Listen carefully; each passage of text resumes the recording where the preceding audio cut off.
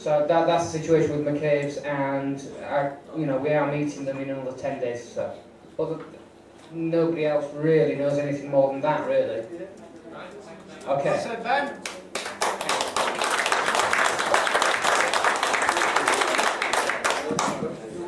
I just wanted to add to what Ben said there, that we went on this trip purely as a fact-finding mission, because the under-19s had managed to survive.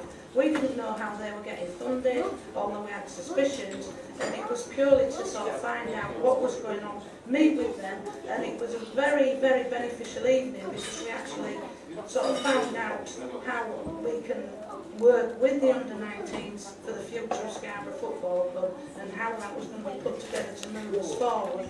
I don't think...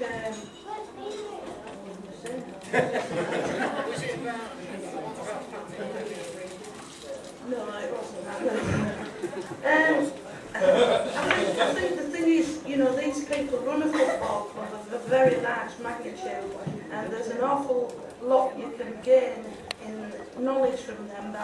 We were fortunate enough to sit and spend probably about 2.5 to 3 hours with the promotions manager, who was telling us all about the commercial activities of Sheffield United, how they make the money, how they push things forward, how they've been prepared to, I don't know if you all know, but they all run this super draw for us. We don't have to do anything for that other than promote it. On my sales pitch here, for every £1 you spend on the super draw, we get 50p.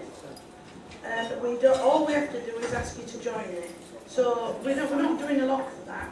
And also, as a result of the way we promoted it and the way we brought it forward, and being professional in trying to push the super draw to help ourselves get commission, they said to us at the end of that evening that they would give us £5 for every new member that we signed up. So if you want to leave it for everybody... And you're not giving up, no. I'm sorry it's not election, it's just a pitch, but if I'm not in, you can still put your Sorry. Jason Rocket, ex-Borough player, absolute legend. I don't know what you all think about it. Absolute Borough legend. He came to one of our meetings a little while ago, and he set it down straight. Actually, no, it was a lunch party, wasn't it? And he set it down straight.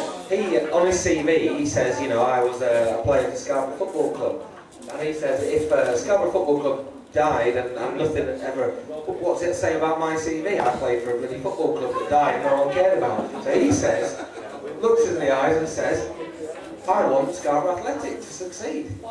And he's the chief executive of Sheffield United, I have to be honest, as well. And a lot of people have opinions about, Kevin McCabe perhaps, or Sheffield United, or even just sort of in general, people having a lot of money and getting involved in football clubs.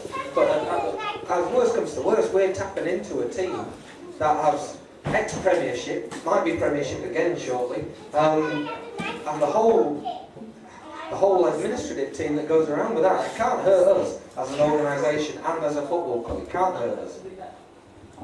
Regardless what you think about property development.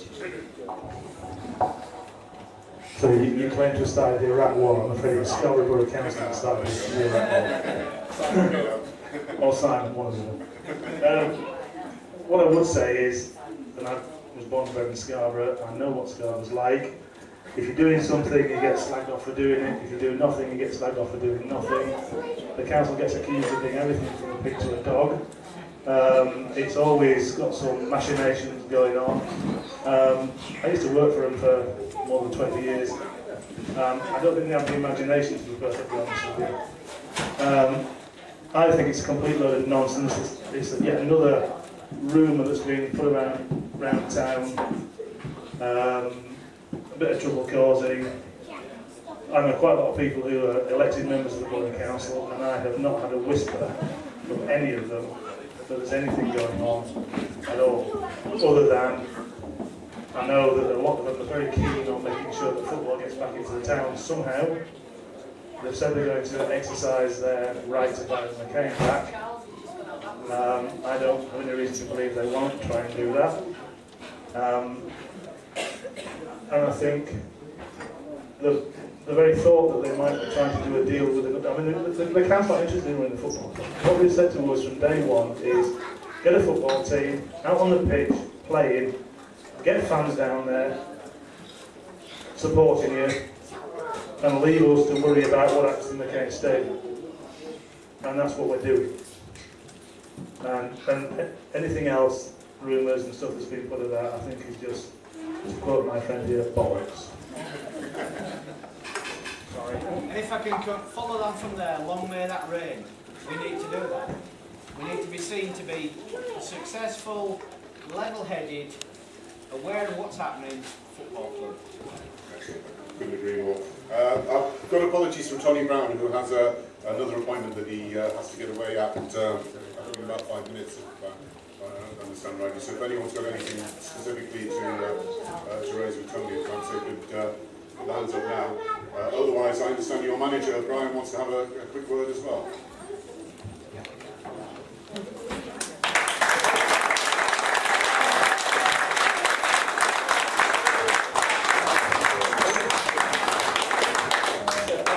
Good evening, whatever. I'll be honest, I've been lucky, I've managed to build Ferriby, more successful was, and honestly, the running of the club was nothing like the enthusiasm to do that. I'll be honest, I don't know anyone's name, but you know, the truth, I'm sorry about that. But the thing is, I come to there, I said to my son, and I said, right, I'm going to go, I said, I'll come with you, number 2. I thought, hell, what the hell you took on here? You know, I was, anyhow, cut on story short, I wanted to put a lot of Scarborough lads in, but the thing is, well, the backing with that, I've never known so much enthusiasm. I mean, Ferriby, I had 10 years there. I don't want to go on about it, but 9 years, won trophies. 1 year was unsuccessful, about 5 years ago.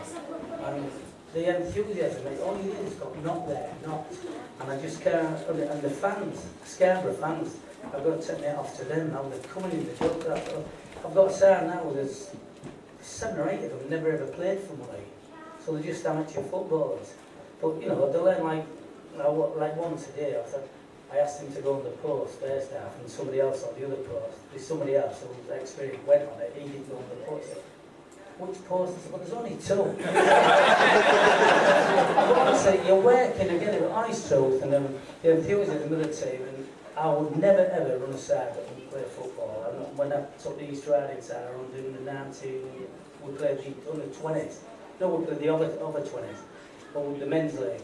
And the under 19 beat us 3-2 and said the new mass had to play football. And the filming thing was, Darren then was 17, and he played for the seniors and he got hat-trick. I was filming. But no, but honestly, and I just think, Mass had always play football, and also like today, I got some of the football. But with young kids, and they're not on one, they're not used to it, they get rubbed up the wrong way. And I just think that, you know, the neighbours, like the crowd, I thought the crowd, I loved it, the crowd on my back.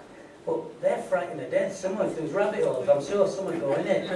They're not used to it, you know. And I just think, honestly, but I think we play football a lot today, I got some of the football. And we have played it, I keep harping, but I won't say this again, because we've played a lot of football. And I don't think there's many games we should have lost. But we've just got to get that clinical approach, and that becomes sometimes being nasty. But honestly, but I think all the board, I don't care who comes on it, because I've now got enthusiasm from everybody. Whereas Ferriby, Gold, what is the other one?